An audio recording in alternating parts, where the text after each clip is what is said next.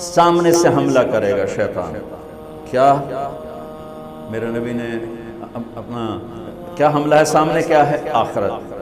2.5 ارب انسان ہیں جو کہتے ہیں آخرت ہے ہی کوئی. دو 2.5 ارب انسان ہیں جو کہتے ہیں آخرت ہے پر ہمیں ہمارا نبی بخشوا لے گا، ہم جو مرضی کریں. عیسائی کہتے ہیں ہمیں عیسیٰ علیہ السلام بخشوا لیں گے. یہودی کہتے ہیں ہمیں موسیٰ علیہ السلام بخشوا لیں گے. باقی مذاہب والے بھی یہی کہتے ہیں ہمیں بودھا بخشوا لے گا، ہمیں رام بخشوا لے گا، ہم جو مرضی کریں. ٹھیک ہے، تو 1.25 ارب مسلمان بچتے ہیں جو کہتے ہیں آخرت ہے. ان پہ وار کیا کرتا ہے؟ اللہ بڑا غفور الرحیم ہے، معافی ہو جائے گی. لہٰذا سود بھی حلال، زنا بھی، شراب بھی، جھوٹ بھی، جوا بھی، کھوٹ بھی، دھوکہ بھی، فراڈ بھی، قتل بھی، چوری بھی، ڈاکے بھی، خیانت بھی، رشوت بھی، ماں باپ کی نافرمانی بھی، شادیاں کر کے زنا بھی، یہ ساری چیزوں پر وہ کیسے لے کر آئے؟ اللہ بڑا غفور الرحیم ہے، معاف کر دے گا. آخرت ہے انشاءاللہ توبہ کریں گے، ابھی بڑا وقت پڑا ہے، توبہ کریں گے. یہ ان کو آخرت کا انکار نہیں کروا سکا تو اس میں ڈال دیا، گناہوں میں ڈال کے اللہ بڑا غفور الرحیم. میں نے کہا پھر تو حسین اور یزید کا جھگڑا ہی مٹ گیا. تم کیسے ظالم ہو کہ حسین اور یزید کو ایک ہی تخت پہ بٹھاتے؟ تم میرے نبی کی اولاد کے قاتل اور مقتول کو ایک ہی تخت پہ بٹھاتے، کیا ظلم کرتے؟ کیوں میرے نبی کے نواسے نے جانیں قربان کر دی، بچے ذبح کروائے؟ سوکھا کام. میرے پتر دی بانت روٹی میرے کو دی حال نہیں سنی گئی، میں باہر دوڑ گیا. اور میرے نبی کے نواسے کے سامنے نسل ذبح ہو رہی ہے. اگر شراب اور شربت میں فرق نہیں ہے، زنا اور نکاح میں فرق نہیں ہے، حلال اور حرام میں فرق نہیں ہے، جھوٹ اور سچ میں اگر فرق نہیں ہے، ناپ تول میں کمی اور ترازو کے صحیح تول میں فرق نہیں ہے، ظلم اور انصاف میں فرق نہیں ہے، محبت اور نفرت میں فرق نہیں ہے، تو پھر کربلائیں والے کیا تھے؟ نادان تھے. کربلا تو ایک نہیں ہے، کتنی کربلائیں ہیں. وہ بہت بڑی تھی. اس کے بعد ہر وہ مجمع، عورت یا مرد، افراد یا بچہ جو اللہ کے نام پہ اپنی جان کے نذرانے پیش کر گیا اور ظالموں کے ظلم کا شکار ہوا، یہ سب کربلا کے ساتھ، یہ سب حسینی قافلے کے ساتھ ہوں. اور خوشخبری ہو جنہوں نے ظلم کرنا اپنی طاقت سمجھا، جنہوں نے زنا کو اپنی عیاشی بنایا، جنہوں نے ماں باپ کے گریبان پکڑے، جنہوں نے سود کے بازار گرم کیے، جنہوں نے فحاشی کے اڈے چلائے، جنہوں نے شراب کے اڈے چلائے، جنہوں نے نافرمانی کے بازار گرم کیے، خوشخبری ہو تم بھی شمر کے لشکر کے ساتھ کھڑے ہو گئے. تم بھی شمر کے ساتھ اختیار کر لو، کیسی موت چاہتے ہو، کس کے ساتھ کھڑے ہونا چاہتے ہو؟ حسینی قافلے کے ساتھ، نبی کے جھنڈے کے تلے یا شمر کے جھنڈے کے تلے؟ کہاں کھڑا ہونا چاہتے ہو؟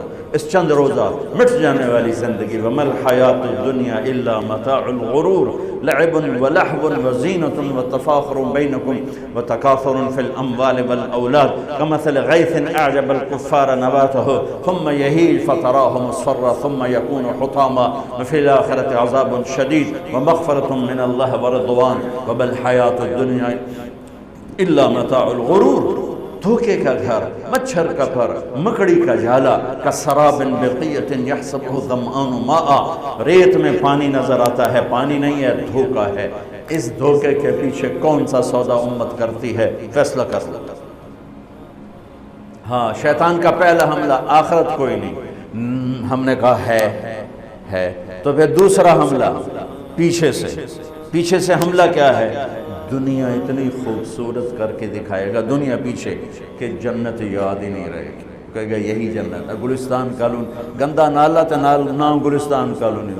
پتہ نہیں کیوں جو بے وقوف ہیں جنہیں دا نام گلستان کالونی رکھے. وچ گندا نالا گزر رہا ہے، نام گلستان. اکھیاں ہیں کوئی نہیں تے نام چراغ شاہ.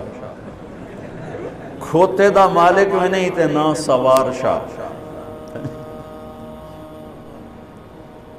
شادی ہوئے نہیں تے نہ اولاد شاہ.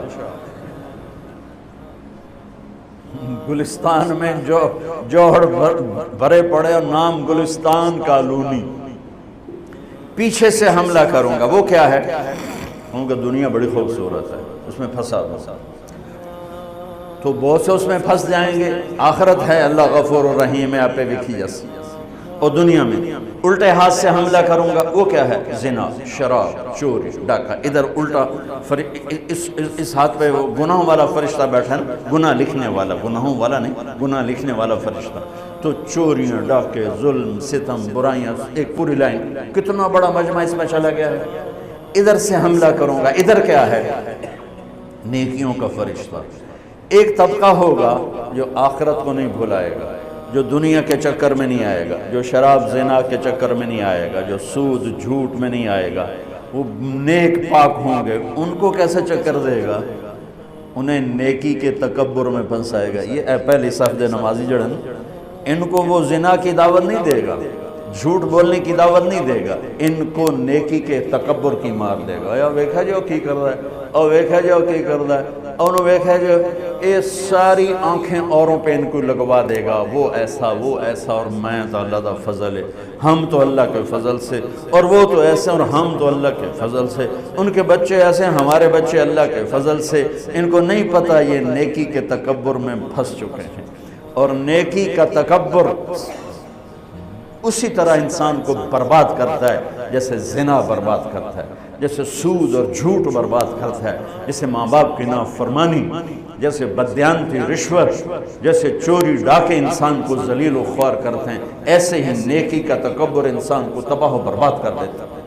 شیطان زنا کی تھا اپنی نیکی دے تکبر شاید میں سارے آسمان سجدوں سے بھر دیے، دھرتی کو سجدوں سے بھر دیا، انا خیر منہ، میں چنگا تے ماڑا ہے، اللہ کا دفع ہو جائے نامراد۔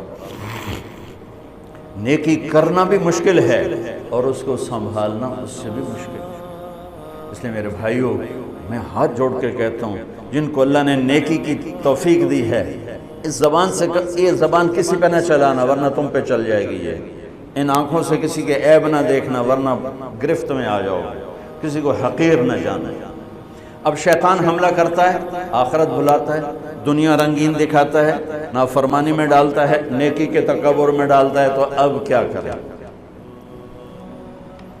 علی تقتحم الفوارس هكذا عني وعنهم أخروا أصحابي عبد الحجارة من صفاهة رأيه وعبدت رب محمد بالصواب وعفت عن أثوابه ولونني كنت المقتر بزني أثوابي لا تحسبن الله خاذل دينه ونبيه يا معشر الأحزاب۔ یہ اشعار فی البدی پڑھی، اس میں سے میں نے ایک کا ترجمہ آپ کو کر کے دے دیا ہے۔ تو ڈھال کیا ہے؟ دشمن سے بچاؤ۔ تو کوئی ڈھال ہونی چاہیے جو شیطان سے بھی بچاؤ ہو، وہ تو کم وقت ہمارے دل میں اتر جاتا ہے۔ تو میرے نبی کی ایک حدیث، الصوم جنہ، الصوم جنہ، الصوم جنہ، میں دہرا رہا ہوں، روزہ ڈھال ہے، روزہ ڈھال ہے، نماز ڈھال ہے نہیں، زکوٰۃ ڈھال ہے نہیں، حج ڈھال ہے نہیں، جہاد ڈھال ہے نہیں، تبلیغ ڈھال ہے نہیں، تلاوت ہے نہیں، تہجد نہیں، تسبیح نہیں، قربانی نہیں، خیرات نہیں۔ کیا؟ روزہ شیطانی لشکر کے خلاف ڈھال ہے۔ اس لیے میرے نبی رمضان کے آنے کو پورا سیلیبریٹ کرتے تھے، اتنا نہ حج، نہ نماز، نہ روزہ، نہ زکوٰۃ، جتنا حج کو، روزے کو میرے نبی استقبال کرتے تھے۔ کوشش فرمائیں ہمارے روزے قبول ہوں، اور اس میں جو چیزیں اللہ کو پسند ہیں وہ کرتے جائیں گے تو انشاءاللہ روزہ قبول ہو جائے گا۔ تراویح کا اہتمام فرمائیں، تہجد کا اہتمام فرمائیں، بہت آسان ہے، کھانا کنٹرول میں رکھیں۔ جو اس پر افطاری پہ جو تباہی مچاتے ہیں نا، اگر وہ چھوڑ دیں تو پھر کوئی مسئلہ نہیں، تراویح پڑھنا بھی، تہجد پڑھنا بھی، ہلکا سا کھائیں، تھوڑا سا کھائیں، کوئی فروٹ لے لیں، کوئی پکوڑا لے لیں، کوئی ایک آدھ کھجور لے لیں، ایک گلاس 1.5 گلاس سادہ پانی ٹھنڈا نہ ہو وہ پی لیں، اور نماز پڑھ کے چائے پی لیں اور عشاء پڑھ کے تراویح پڑھ کے جو مرضی کھانا ہے کھا، تو پھر انشاءاللہ آسان ہوگا۔ لیکن جو حال ہوتا ہے سموسیاں دا پکوڑیاں دا، وہ تو نماز ہی نہیں کسی پڑھنی، تراویح کہیں پڑھیں، اٹھے نالے کھول کے ڈٹھے پائے ہوں۔ چلو سنتیں ادا کرو۔